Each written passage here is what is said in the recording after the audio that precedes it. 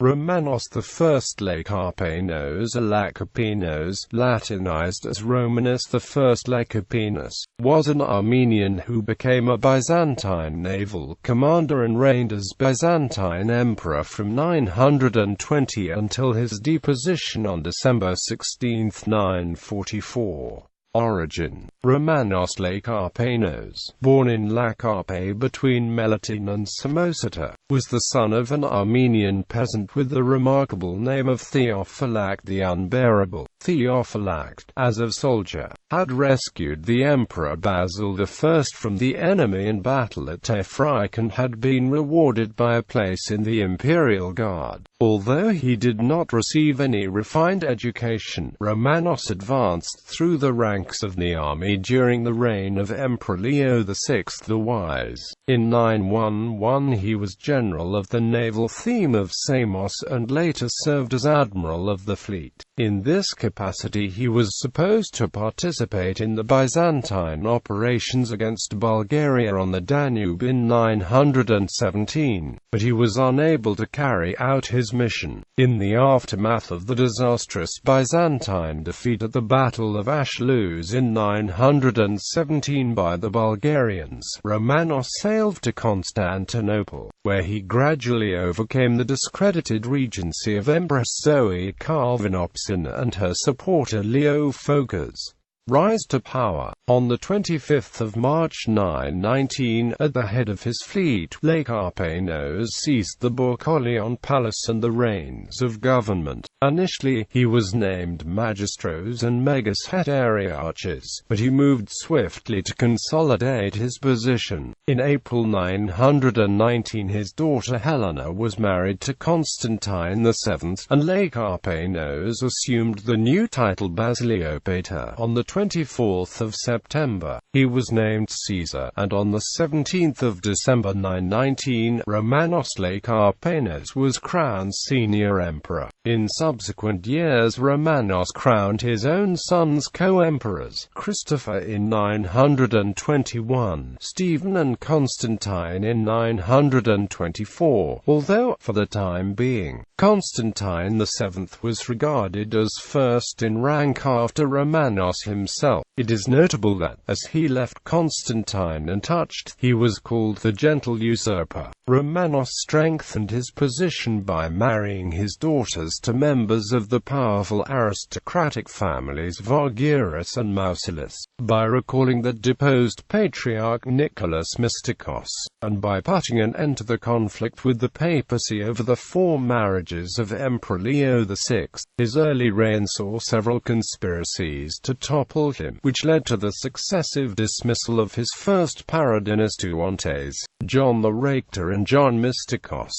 From 925 and until the end of his reign, the post was occupied by the Chamberlain Theophanes. War and peace with Bulgaria. The first major challenge faced by the new emperor was the war with Bulgaria, which had been reignited by the regency of Zoe. The rise to power of Romanos had curtailed the plans of Simeon I of Bulgaria for a marital alliance with Constantine VII, and Romanos was determined to deny the unpopular concession of imperial recognition to Simeon, which had already toppled 2 imperial governments. Consequently, the first 4 years of Romanos' reign were spent in warfare against Bulgaria. Although Simeon generally had the upper hand, he was unable to gain a decisive advantage because of the impregnability of Constantinople's walls. In 924, when Simeon had once again blockaded the capital by land, Romanos succeeded in opening negotiations. Meeting Simeon in person at Cosmidion, Romanos criticized Simeon's disregard for tradition and Orthodox Christian brotherhood and supposedly shamed him into coming to terms and lifting the siege.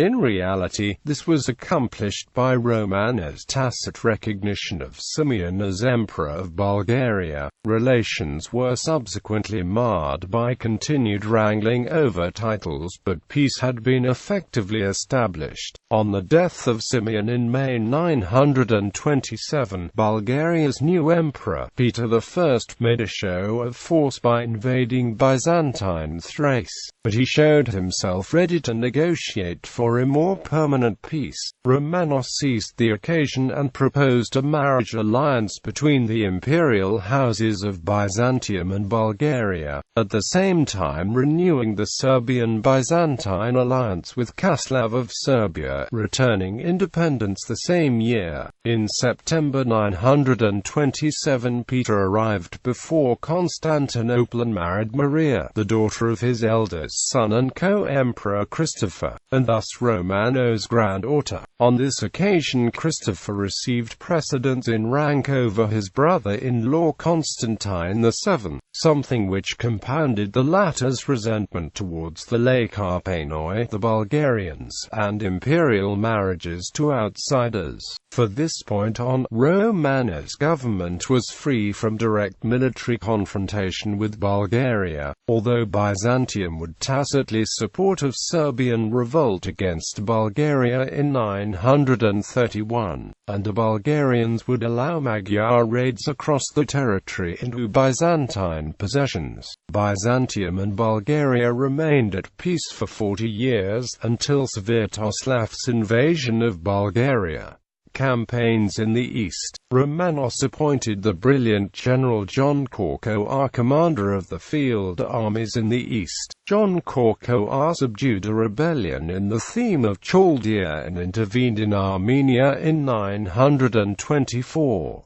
From 926 Korčoar campaigned across the eastern frontier against the Abbasids and the vassals, and won an important victory at Melitene in 934.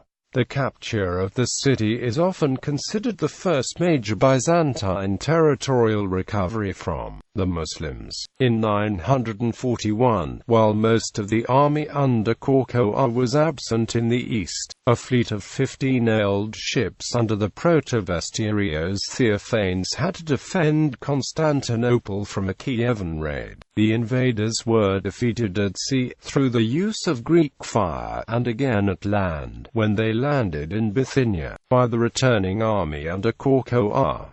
In 944 Romanos concluded a treaty with Prince Igor of Kiev. This crisis having passed, Korčoar was free to return to the eastern frontier. In 943 Korčoar invaded northern Mesopotamia and besieged the important city of Edessa in 944.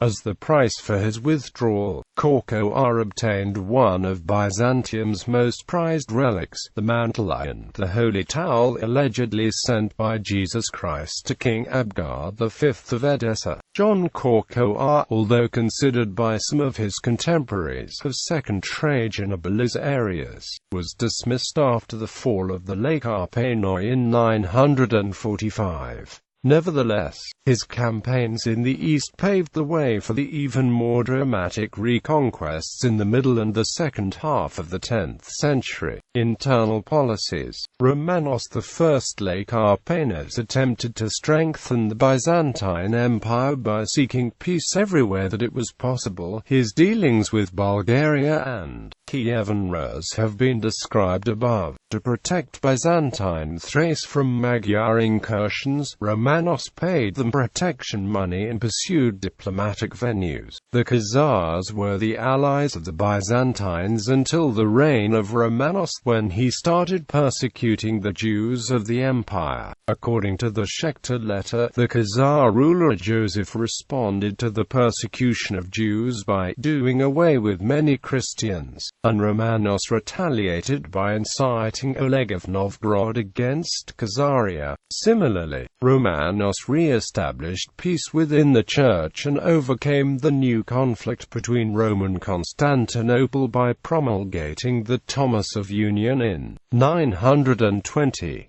In 933 Romanos took advantage of a vacancy on the patriarchal throne to name his young son Theophylactus Patriarch of Constantinople. The new patriarch did not achieve renown for his piety and spirituality, but he added theatrical elements to the Byzantine liturgy and was an avid horse breeder, allegedly leaving Mass to tend to one of his favorite mares when she was giving birth. Romanos was active as a legislator, promulgating a series of laws to protect small landowners from being swallowed up by the estates of the landowning nobility. The legislative reform may have been partly inspired by hardship caused by the famine of 927 and the subsequent semi-popular revolt of Basil the Copperhand. The emperor also managed to increase the taxes levied on the aristocracy and established the state on a more secure financial footing. Romanos was also able to effectively subdue revolts in several provinces of the empire, most notably in Chaldea, the Peloponnese, and southern Italy. In Constantinople, he built his palace in the place called Mylion, near the Sea of Marmara. Beside it he built a shrine which became the first example of a private burial church of a Byzantine emperor. Moreover, he erected a chapel devoted to Christ Chalkites near the Chalk Gate, the monumental entrance to the great palace.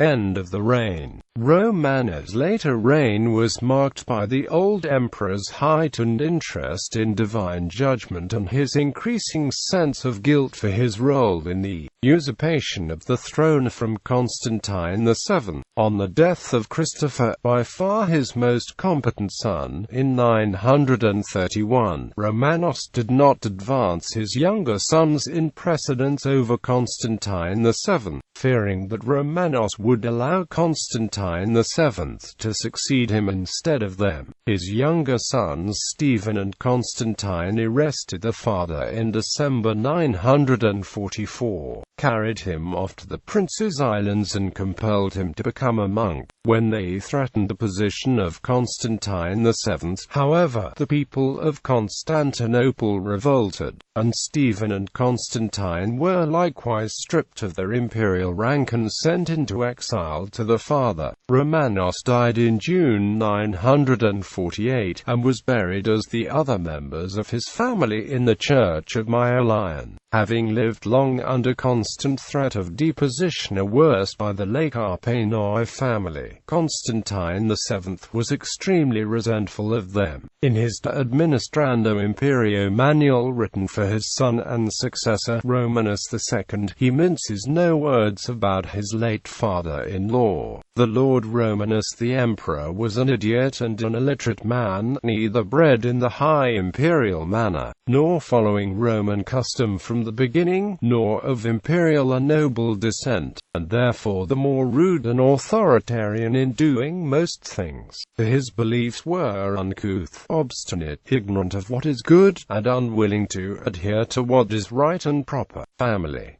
By his marriage to Theodora, Romanos had 6 children, including Christopher Lekapenos, co-emperor from 921 to 931, who was married to the Augustus Sophia and was the father of Maria, who married Emperor Peter I of Bulgaria. Christopher's son Michael Lekapenos may have been associated as co-emperor by his grandfather, Stephen Lekapenos, co-emperor from 924 to 945, died 967.